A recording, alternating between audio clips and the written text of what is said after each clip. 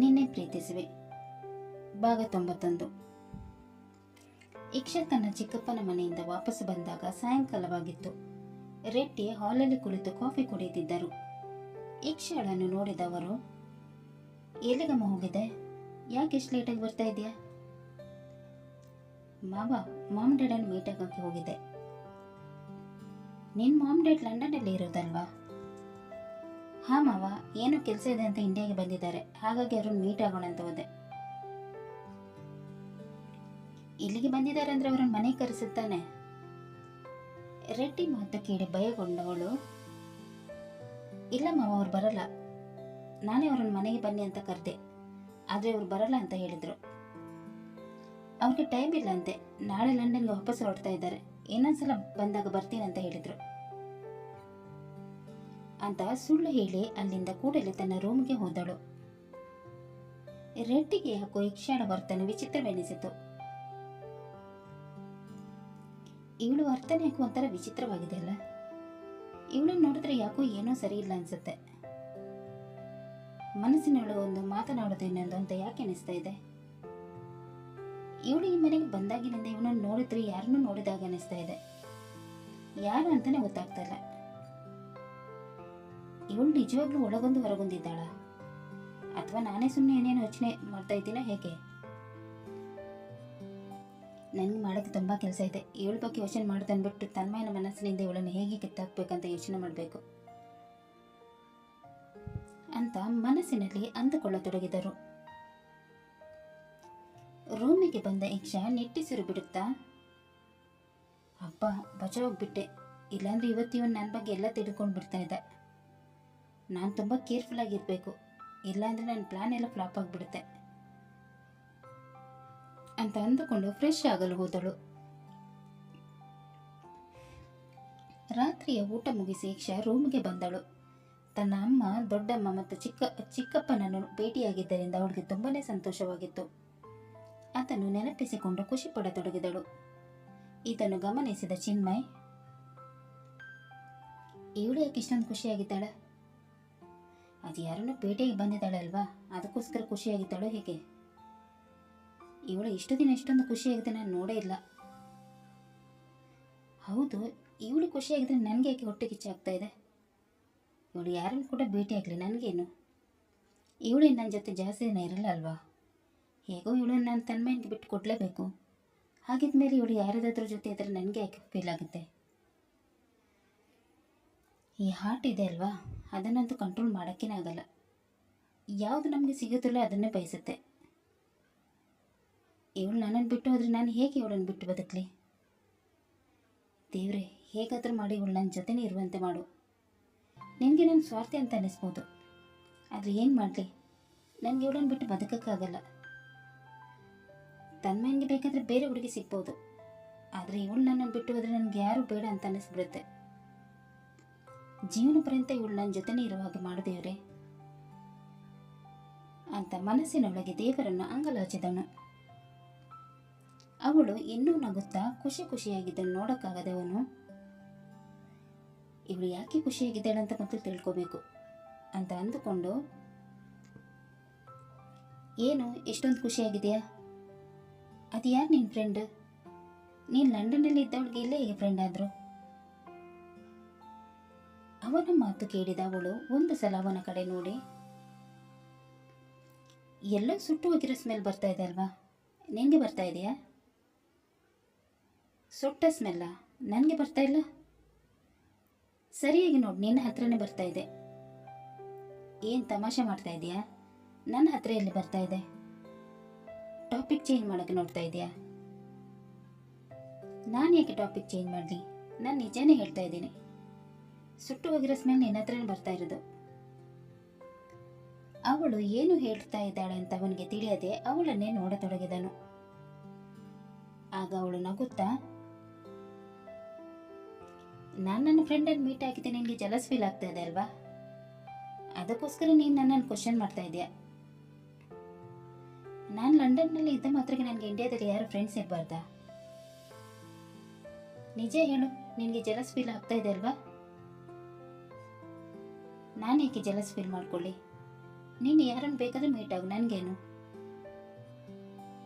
ಜನಗಳು ಸರಿ ಇರಲ್ಲ, ಕನ್ಸನ್ಗೋಸ್ಕರ ಕೇಳಿದೆ ಅಷ್ಟೇ. ಲಂಡನ್ನಲ್ಲಿ ಬೆಳೆದವಳಿಗೆ ಇಲ್ಲಿಯ ಜನಗಳು ಹೇಗೆ ಅಂತ ಗೊತ್ತಿಲ್ಲ, ಗೊತ್ತಾಗ್ಲಿ ಅಂತ ಹೇಳಿದೆ. ಇನ್ನು ಯಾವ ಉದ್ದೇಶದಿಂದ ಕೊಡಲ್ಲ.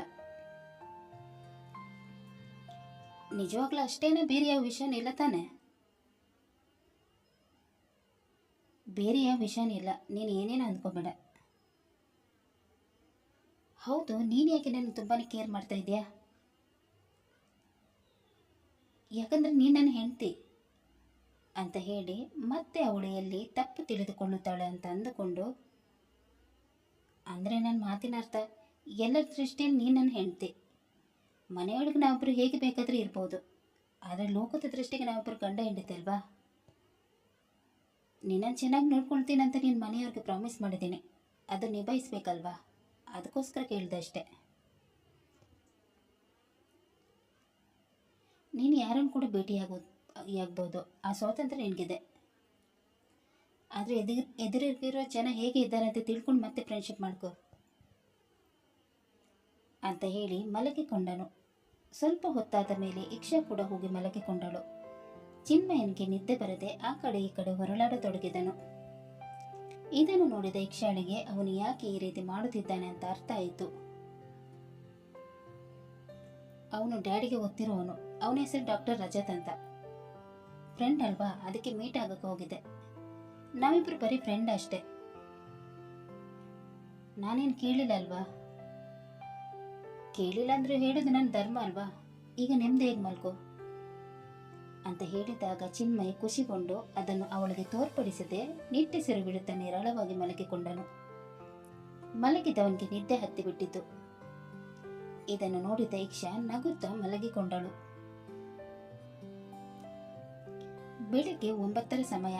ಚಿನ್ಮಯ್ ಮತ್ತು ಇಕ್ಷಾ ಆಫೀಸಿಗಿಂದ ಹೊರಟರು. ಚಿನ್ಮಯ್ ಹೊಸ ಆಫೀಸನ್ನು ಆಲ್ರೆಡಿ ರೆಡಿ ಮಾಡಿಸಿದ್ದನು. ಇದನ್ನು ತಡೆದುಕೊಳ್ಳಲಾಗದ ತನ್ಮಯ್ ಹಿಂದಿನ ದಿನ ಮಾಡಿದ ಪ್ಲಾನ್ ಅನ್ನು ಎಕ್ಸಿಕ್ಯೂಟ್ ಮಾಡಲು ರೆಡಿಯಾಗಿದ್ದನು. ಬೆಳಿಗ್ಗೆನೆ ಕಂಠಪೂರ್ತಿ ಕುಡಿದಿದ್ದನು. ರೆಡ್ಡಿ ಕೂಡ ಆಫೀಸಿಗೆ ಹೋಗಲು ರೆಡಿಯಾಗಿದ್ದರು. ಅವರೆಲ್ಲರೂ ಇನ್ನೇನು ಮನೆಯಿಂದ ಹೊರಡಬೇಕು. ಅಷ್ಟರಲ್ಲಿ ತನ್ಮಯ್ ಎಲ್ಲರನ್ನು ಕರೆದು, ಯಾರು ಕೂಡ ಇವತ್ತು ಮನೆಯಿಂದ ಹೊರಗೆ ಹೋಗುವಾಗಿಲ್ಲ, ಎಲ್ಲರೂ ಬಂದು ಕುಳಿತುಕೊಳ್ಳಿ. ಅವನ ಮಾತು ಕೇಳಿ ಎಲ್ಲರಿಗೂ ಆಶ್ಚರ್ಯವಾಗಿ ಅವನು ಏನು ಮಾಡುತ್ತಿದ್ದಾನೆ ಅಂತ ತಿಳಿಯದಾಯಿತು. ಆಗ ರೆಡ್ಡಿ ಅವರು, ಏನು ಬೆಳಿಗ್ಗೆ ಕುಡ್ತಿದ್ದೀಯಾ ಹೇಗೆ? ಹಾಂ ಡ್ಯಾಡ್, ಬೆಳಿಗ್ಗೆನೇ ಕುಡ್ತಿದ್ದೀನಿ. ಅದಕ್ಕೆಲ್ಲ ಕಾರಣ ನೀವೇ. ನಾನೇನು ಮಾಡಿದ್ದೀನಿ? ಏನು ಸೆನ್ಸ್ ಇಲ್ಲ ಥರ ಮಾತಾಡ್ತಾ ಇದೆಯಾ? ಡ್ಯಾಡ್, ನಾನು ತುಂಬ ದಿನದಿಂದ ಹೇಳ್ತಾ ಇದ್ದೀನಿ ಇಕ್ಷಾ ನನಗೆ ಬೇಕು ಅಂತ. ನೀವು ಅದನ್ನು ಕಿವಿಗೆ ಹಾಕ್ಕೊಳ್ತಾನೆ ಇಲ್ಲ. ಇನ್ನು ಇವನು ನನ್ನ ಇಕ್ಷಾಳ ಜೊತೆ ಜಾಲಿಯಾಗಿ ಸುತ್ತಾ ಇದ್ದಾನೆ. ಇದನ್ನೆಲ್ಲ ನೋಡ್ಕೊಂಡು ನಾನು ಸುಮ್ಮನೆ ಇರಬೇಕಾ? ಖಂಡಿತ ಸುಮ್ಮನಿರೋ ಮಾತೇ ಇಲ್ಲ. ಅದಕ್ಕೋಸ್ಕರನೇ ಈ ಡಿಸಿಷನ್ ತಗೊಂಡಿರೋದು. ಎಲ್ಲರೂ ವಾಪಸ್ ಬಂದು ಕುಳಿತುಕೊಳ್ಳಿ, ಇಲ್ಲ ಅಂದರೆ ಇವತ್ತು ಈ ತನ್ಮಯನ ಹೆಣ ನೋಡಬೇಕಾಗುತ್ತೆ ಅಂತ ಅವನು ಹೇಳಿದಾಗ ಎಲ್ಲರೂ ವಾಪಸ್ ಬಂದು ಸೋಫಾದಲ್ಲಿ ಕುಳಿತುಕೊಂಡರು. ಚಿನ್ಮಯ್ ಅವನ ಹತ್ತಿರ ಹೋಗಲು ಮುಂದಾದನು. ತನ್ಮಯ್, ಏನು ಮಾಡೋಕ್ಕೆ ಹೊರಟಿದ್ಯಾ? ಆ ಚಹಾ ಕುಡೀಲಿ, ನಿನ್ಗೇನು ಬೇಕು ಅಂತ ಕೂತ್ಕೊಂಡು ಮಾತಾಡೋಣ ಅಂತ ಹೇಳಿ ಅವನ ಹತ್ತಿರ ಬರತೊಡಗಿದನು. ಆಗ ತನ್ಮಯ್ ಕೋಪದಿಂದ, ಬ್ರೋ ಅಲ್ಲಿ ನಿಂತ್ಕೋ, ಈ ಚಾಕುನ ನಾನು ನಿಮಗೆ ಹೆದರಿಸಿಕ ತಂದಿಲ್ಲ. ನೀವುಗಳು ನನ್ನ ಮಾತು ಕೇಳಿಲ್ಲ ಅಂದರೆ ನಾನು ನಿಜವಾಗ್ಲೂ ಕೂತ್ಕೊಂಡು ಸಾಯ್ತೀನಿ. ನೀನು ಹಿಂದಕ್ಕೆ ಹೋಗು, ಕಮಾನ್ ಗೋ ಬ್ಯಾಕ್ ಅಂತ ಹೇಳಿದಾಗ ಅಲ್ಲೇ ನಿಂತಿದ್ದ ರೆಡ್ಡಿಗೆ ಭಯವಾಗಿ, ಅವನು ಹೇಳ್ತಾ ಇದ್ದಾನಲ್ವಾ ಹಿಂದಕ್ಕೆ ಹೋಗು ಅಂತ, ಹಿಂದೆ ಬಾ ನೀನು, ನಾನು ಅವನ ಜೊತೆ ಮಾತಾಡ್ತೀನಿ. ತನ್ನ ಡ್ಯಾಡ್ ಮಾತು ಕೇಳಿ ಚಿನ್ಮಯ್ ಹಿಂದೆ ಬಂದು ನಿಂತುಕೊಂಡನು. ರೆಡ್ಡಿ ತನ್ಮಯನ ಹತ್ತಿರ ಬಂದು, ನಿನ್ಗೇನು ಬೇಕೋ ಅದನ್ನೆಲ್ಲ ಕೊಡಿಸೋ ಜವಾಬ್ದಾರಿ ನಂದು. ಆ ಚಾಕು ಕೊಡಿಲಿ. ಇಲ್ಲ ಡ್ಯಾಡ್, ನನ್ನ ಕೆಲಸ ಆದಮೇಲೆ ಈ ಚಾಕು ನಿಮಗೆ ಸಿಗೋದು, ಅಲ್ಲಿ ತನಕ ಸಿಗಲ್ಲ. ಈ ಸಲ ಬಾಯಿ ಮಾತಲ್ಲಿ ಯಾವುದು ನನಗೆ ಬೇಡ, ನಾನು ಹೇಳಿದ್ದನ್ನು ಮಾಡಿ ಕೊಡಬೇಕು. ಆಯ್ತು ಕಣೋ, ಏನು ಬೇಕು ಹೇಳು, ಇವಾಗಲೇ ಕೊಡ್ತೀನಿ. ನನಗೆ ಇಕ್ಷಾ ಬೇಕು ಡ್ಯಾಡ್. ಅವಳನ್ನು ಕೊಡೋಕ್ಕೆ ಅವಳು ವಸ್ತು ಅಲ್ಲ ಕಣೋ, ಅವಳು ನಿನ್ನ ಅಣ್ಣನ ಹೆಂಡತಿ. ಅವಳನ್ನು ಹೇಗೆ ನಿನಗೆ ಒಪ್ಪಿಸಲಿ? ಅದೆಲ್ಲ ನನಗೆ ಗೊತ್ತಿಲ್ಲ ಡ್ಯಾಡ್, ಅವಳು ನನಗೆ ಬೇಕು ಅಂದರೆ ಬೇಕು ಅಷ್ಟೇ. ಈ ಮಾತು ಕೇಳಿ ಇಕ್ಷಾ ಮತ್ತು ಚಿನ್ಮಯನಿಗೆ ಶಾಕ್ ಆಯಿತು.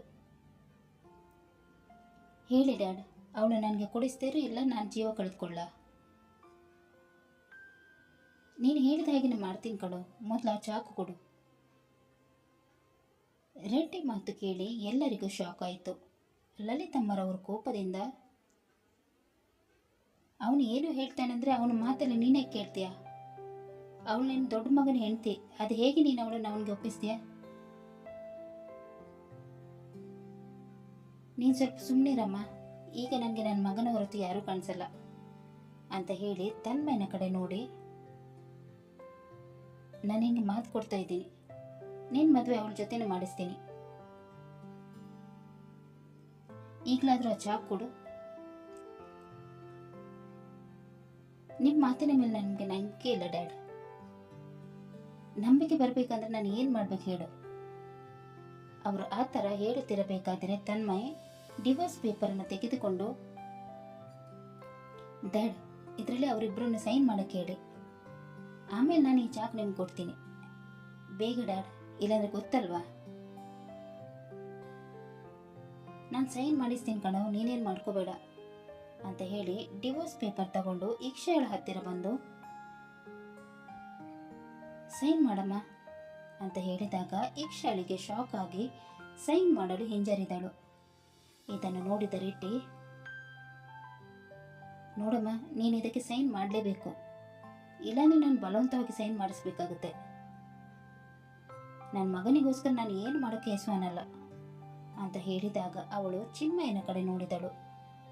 ಚಿನ್ಮಯ್ ಸೈನ್ ಮಾಡು ಅಂತ ಹೇಳಿದಾಗ ಅವಳು ವಿಧಿ ಇಲ್ಲದೆ ಡಿವೋರ್ಸ್ ಪೇಪರ್ಗೆ ಸೈನ್ ಮಾಡಿದಳು.